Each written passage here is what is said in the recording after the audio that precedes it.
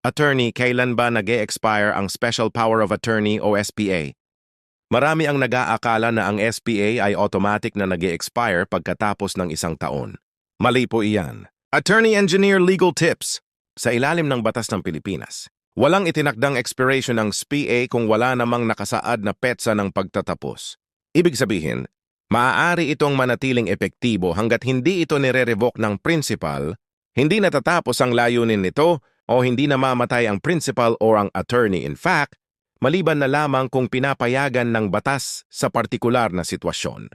Gayunpaman, tandaan na may mga bangko, ahensya ng gobyerno at pribadong institusyon na tumatanggap lamang ng SPA na bago ang petsa ng pagkakapirma.